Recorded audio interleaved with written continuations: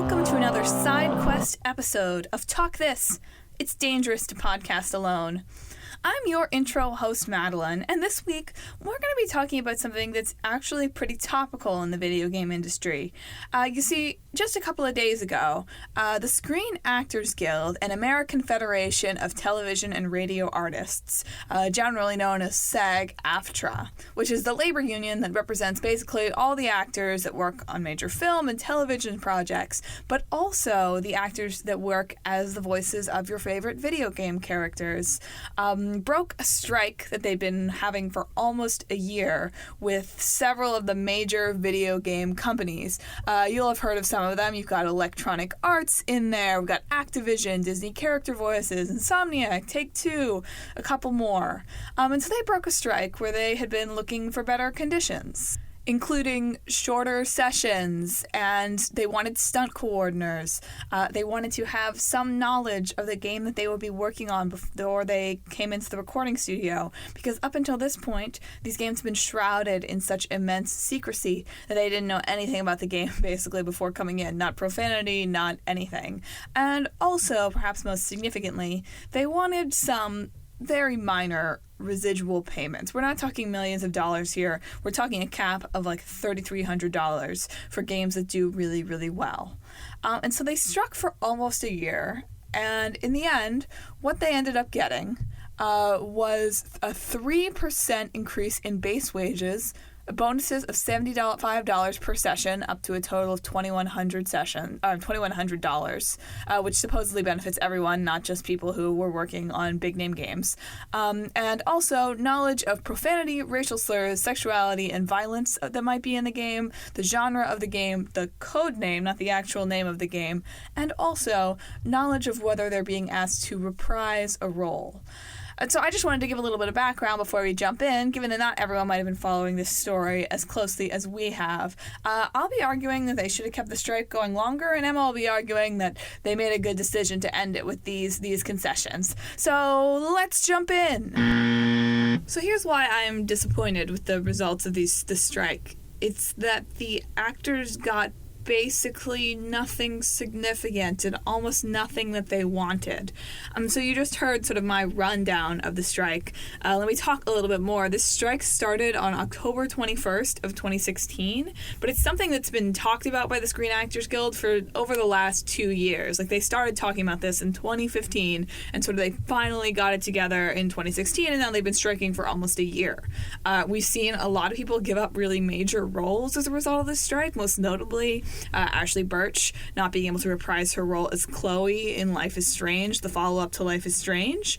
And also just like horrible rhetoric all around from game companies that actors like are basically session musicians and like we don't care about them and they don't do nearly as much work as the designers, so we really shouldn't be paying them like anything at all. But let's get down to the brass tacks of this. So within like the first week of the strike, there are news reports of this. The game companies and the guild had already agreed to, okay, the actors are going to get to know the code names of the games, which I don't know how much that really helps you, but whatever. They're going to know the code names of the games, and yeah, we'll tell you if you're going to be doing profanity or racial slurs or anything like that, so that if you have some kind of moral obligation to not do those, or if you want to try to negotiate for more money because those are emotionally or demanding or whatever, like, we'll do that. That was agreed to within like days of the strike beginning. So to strike for a year and have that be sort of like, oh, that's the major thing we're getting out of this, like, that sucks. You probably didn't need to go on strike to get that. But also, the last bargain, like, that was given before the strike started, the companies offered a 9% wage hike and additional compensation up to $950 on top of that based on the number of sessions, which basically comes out the same idea of the 3% increase and the $2,100 extra dollars. Like, you could have gotten this without striking. This is not a win. We didn't get anything other than an employer commitment to keep working on vocal stress. Even when these actors spend like 4 hours basically, like the problem is not the reading of the lines. Like, you can read lines for 4 hours, and if you're a good actor, your voice should be fine. But doing what we call the combat chatter, which is all the things you don't think of, the like, huh, and the grunts, and the like when you're running around, the like, huh, huh, huh, huh. This is my voice acting going on right now. That stuff is demanding. And sometimes people have to do it for hours and hours and hours over and over, because it's not like a movie set where they have to reset the cameras and re-roll the film. It has to be done over and over and over. And there's all this secrecy around these games. The actors have to sign non-disclosure agreements anyway. Why can't we tell them the games if they're not allowed to disclose it? It doesn't make any sense. Back to your hole, street rat. Of course, it would have been awesome if the voice actors got everything they wanted from this strike. I'm not saying at all that they didn't deserve to get what they were asking for. But it's basically impossible to go from 0 to 100 in one effort, since these companies were apparently giving them nothing. They didn't even know what jobs would require from them before taking them. They didn't even know if it would require racial slurs or sexual situations or profanity. They didn't know that beforehand. They didn't know the genre of the game they were doing. I mean, just managing to stave off the game company's ridiculous demands of them is an accomplishment in itself, honestly.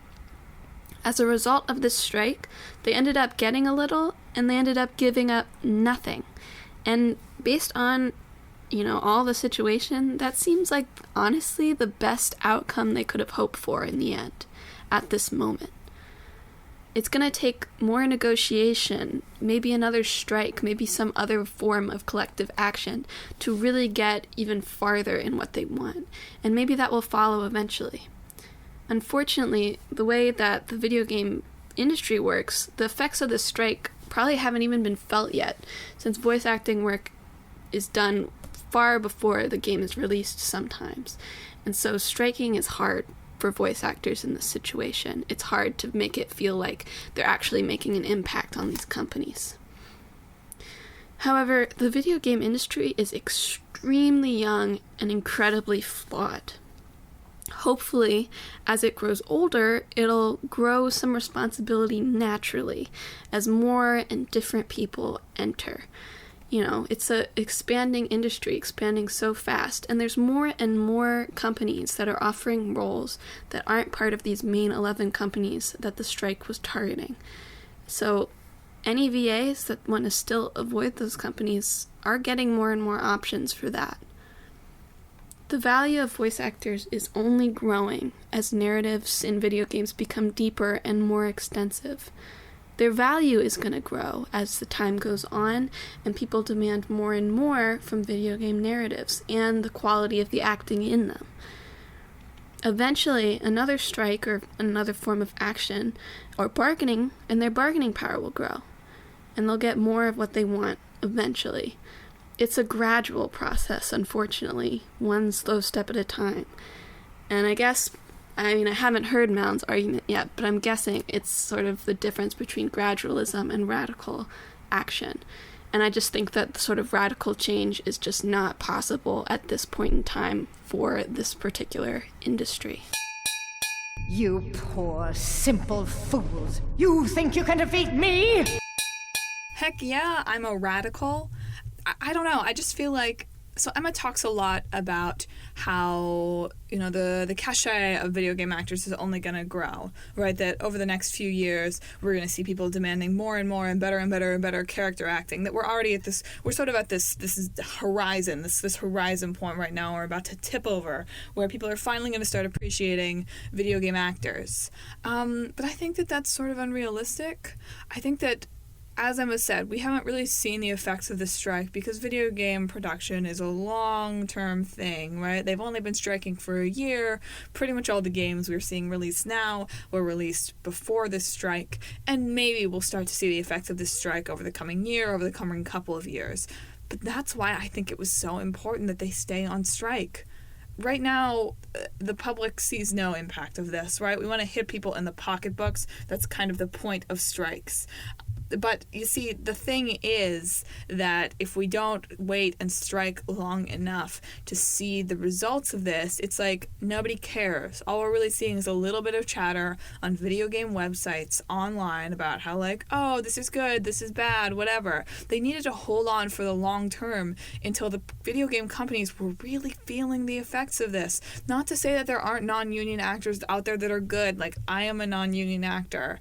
That maybe wasn't a good argument, but like there are plenty of non-union actors out there that are good, but we needed to wait until people really heard like Chloe voiced by a new voice, or these like big name games where people weren't able to reprise their roles. The fact that they didn't hold out for the long term means that they've hurt themselves down the line, because they can't, like, they're not just going to be able to like strike year after year after year. They can't do that. This was a big opportunity, and it was one that they needed to hold on for just a little bit longer, and I just really think that they squandered it on these like tiny concessions.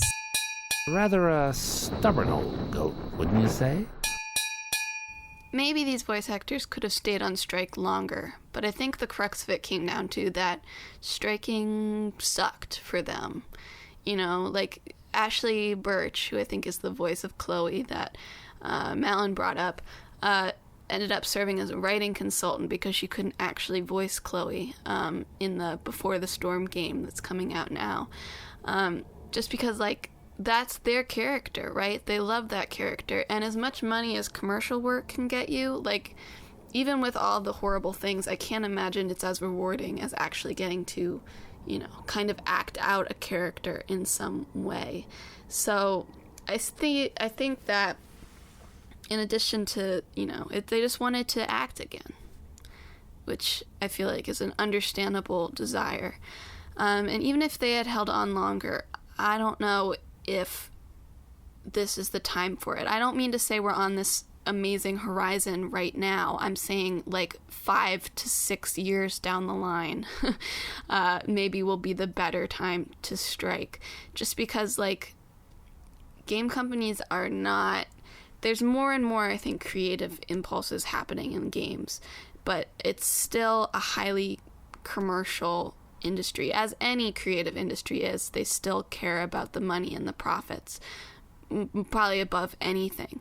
But with all like sort of indie studios coming out and the pressures that those indie studios are putting on big name studios, that's when it's going to happen. That's when it's a good time to try to make a strike and make a point about things. And unfortunately, like, it just didn't work out great this time, but at least they got something, you know, like they did it and they got something. They got some basic human working rights out of this strike. And so at this point, like, that's just something they have to deal with. Hey guys, it's your other host, Emma. This week we actually took on sort of like a difficult topic. Our other debates have been sort of more, a couple of silly things, actually. But we are very interested in this news story, so we wanted to bring it to the podcast. Sort of hard to make comprehensive points in 3 minutes and then a rebuttal in 2, but something to think about. Let us know your thoughts on the voice actor strike. Do you care about your voice acting in games, or is passable fine for you? We always want to hear from you. Follow us on all of our social medias at Talk This Podcast on Facebook, Twitter, and Instagram. Keep watch on our YouTube channel, which I promise I'll start posting on, which is Talk This Sisters. Email us at talktous@talkthispodcast.com. Visit our website, talkthispodcast.com. Subscribe, leave us a rating and review on whatever service that you have. And as always, we thank you so much for giving us a listen. And hope that you have an absolutely great day.